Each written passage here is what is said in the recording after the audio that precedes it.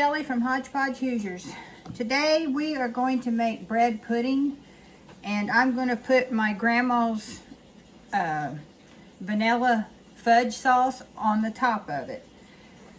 Grandma was really good at bread pudding, and anytime I'm feeling nostalgic and thinking about her, I usually make one of her recipes. So I've had some old biscuits and some stale bread that I have been saving, and I finally got enough for a round, so I'm going to make some. This is just your general bread pudding mixture. We're going to put 3 eggs in a bowl, and this is 3 tablespoons of butter that I just melted, 2 cups of milk,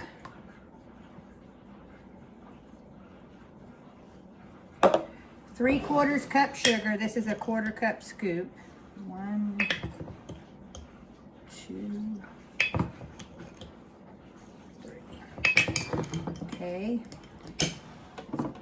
Dollop of vanilla should equal about a teaspoon. And 1 teaspoon of, oh, there's hardly any left, so we're just going to put the rest of it. Okay. So you just mix that up really well. What makes this so good is her fudge sauce that I'm going to put on top of it. I could sit and eat that all day long plain. It really complements bread pudding.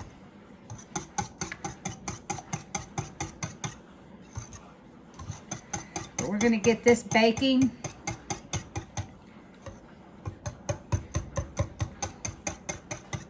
And then we'll get started on the sauce. You want to put the sauce on it when it's warm. Not as soon as it's out of the oven, but you want it still plenty warm.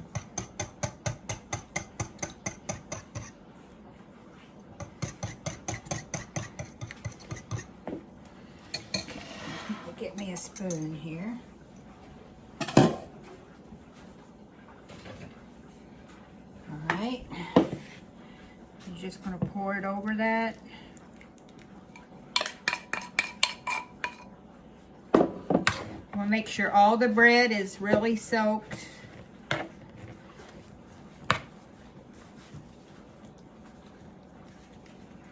You need the oven preheated to 350.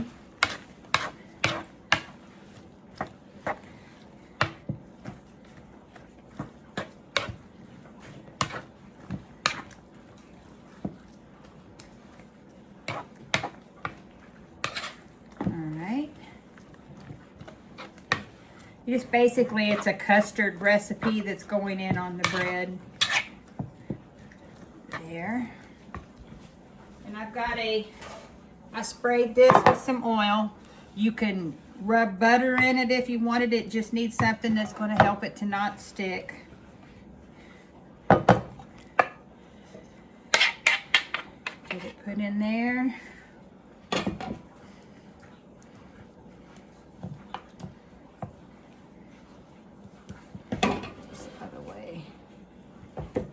It says in my recipe to bake it 45 minutes or until it springs back up after touching it with a fork. You just want to know that the custard has set. So I'm going to get this in the oven, get it going, and then we'll get on to that delicious fudge sauce. Okay, the bread pudding is 11 minutes from being done, so I'm going to go ahead and get this mixed up and get it ready to cook. I'm going to take 1 cup of white sugar, 3/4 cup of evaporated milk, this is a 1.5 tablespoons of butter. You want a pinch of salt, and about a teaspoon of vanilla, maybe a little more. All right. You're going to get it good and mixed. Then we're going to go over to the stove. Whoa, made a mess. We're gonna go over to the stove and I'll show you how long we cook it and when to know to take it off the heat. Bread pudding just come out. I just have a knife. You want to go down the center. It lets you know that it's clean. So that means the custard has set. So we'll let this set over here and get cool. And I'm going to get started on the fudge sauce. Okay, I've got this on medium-high heat. I just got to wait for everything to melt and come together. Now, how Grandma always done this is she had a bowl and she'd put an ice cube in it so the water would get really cold. And she didn't use a thermometer. She judged when this sauce was done by how it looked in that water. So that's how I learned, because she passed it down to Mom, and then Mom taught me that way. I've got a candy thermometer, but after doing it this way all these years,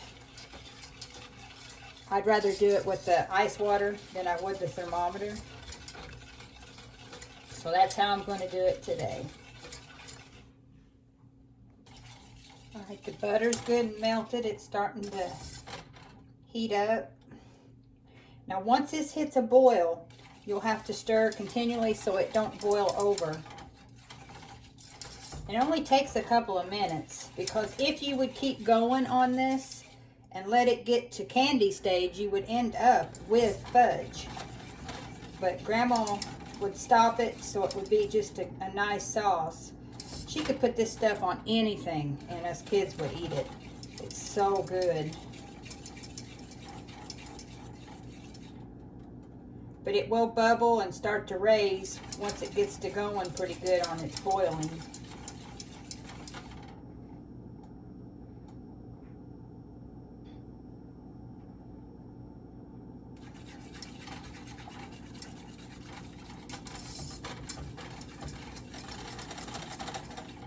More times than not, when you went to Grandma's house, you would see bread pudding or any kind of pies, or a little, she'd have just a little plate of fudge cut out. She was such a good cook.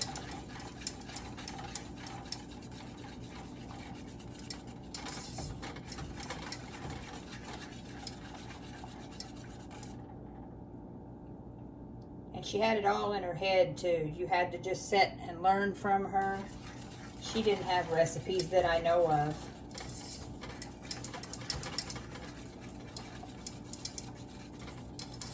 And then that was the same way with Mom. Mom, I asked her when I got married if she would write me some down, and she did. But they're not exact to what, you know, her pinches. She would have to guesstimate. And she kind of learned how she done it.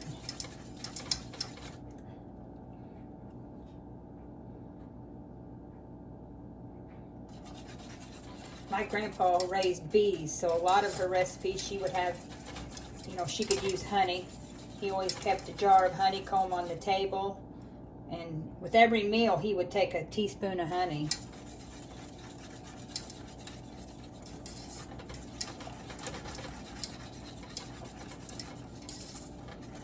And they always had huge gardens in the summer. We'd go to their house, and usually he'd keep his cherry or grape tomatoes on the end of his garden, so when the grandkids would come, we could just run out there and grab them and eat them, because he didn't put anything on them, pesticides or anything like that on them. You could just go out there and start eating them. Then on his hillside, he always grew peppermint, so he'd go out there and get leaves, and we'd chew the leaves. It's hard to imagine doing them things now, though, with all the sprays and chemicals in the air. Alright, it's really starting to kick on its boiling now.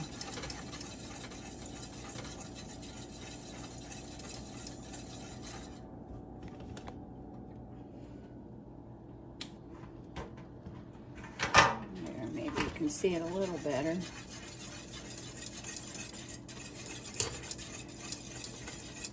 Grandma watched how the bubbles, and Mom did, how the bubbles looked. They're tiny bubbles, they're not ready yet. When they start getting bigger, the bigger the bubbles, the more, the firmer it's going to set.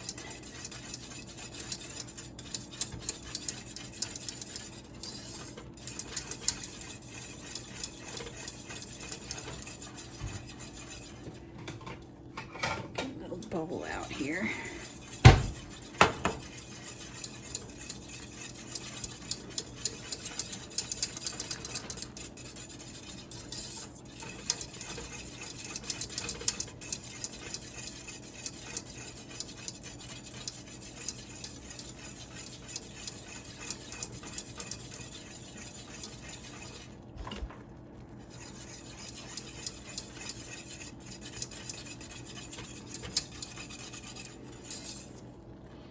They're already starting to get a little bigger now. You just can't let this get too firm, because you want it to still be good and flowy on your bread pudding.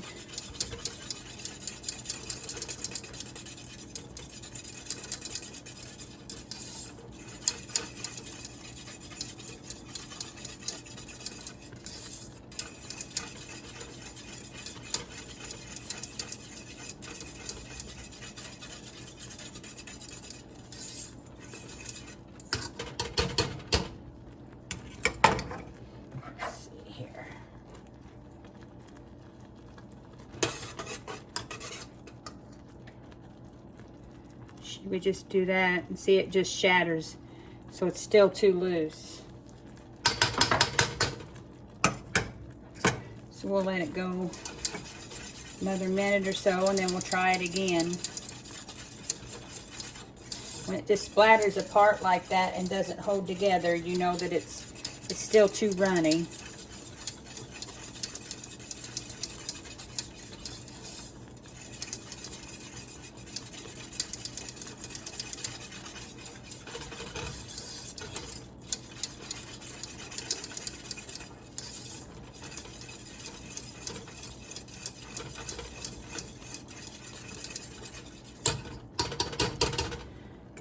Been about another minute. Okay.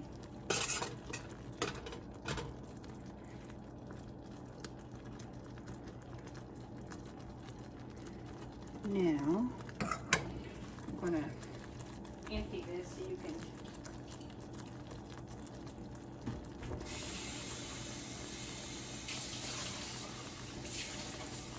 it was still too loose yet, so we're going to go about another minute. Try it again.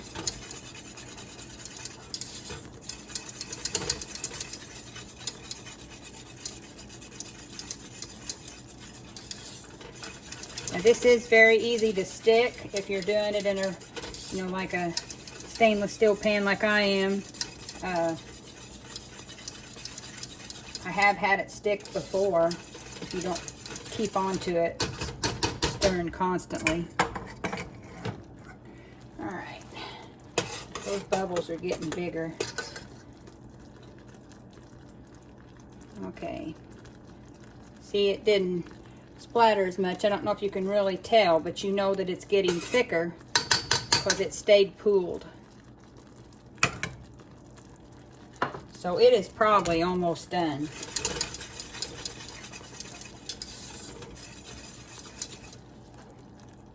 Yeah, it is, because it's staying. I don't know if I can show you without the water in it or not.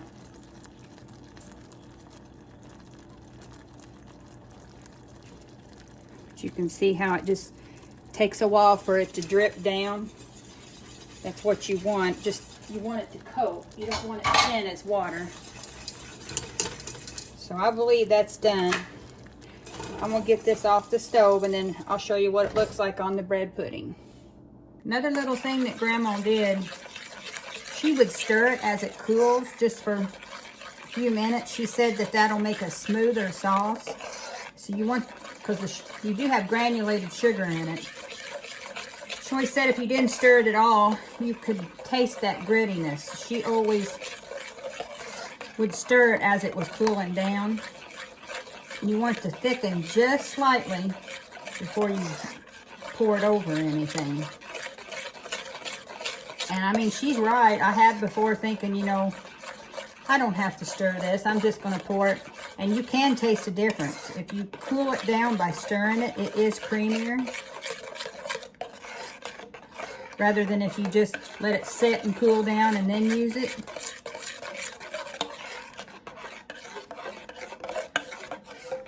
So I'm going to do this for a couple of minutes until it gets to where I want it, and I'll show you how it looks being poured onto the pudding. I think it's about ready to pour. I wanted to show you. I've been stirring it, and then when you go like this, I don't know if you can see it, it's taking its time. So it's getting that smooth, saucy texture to it. It's taking its time whenever I do this to go down, getting it. I don't know if you can really tell it on camera or not, but it lets me know it was cooked just right. So I just pour it on there.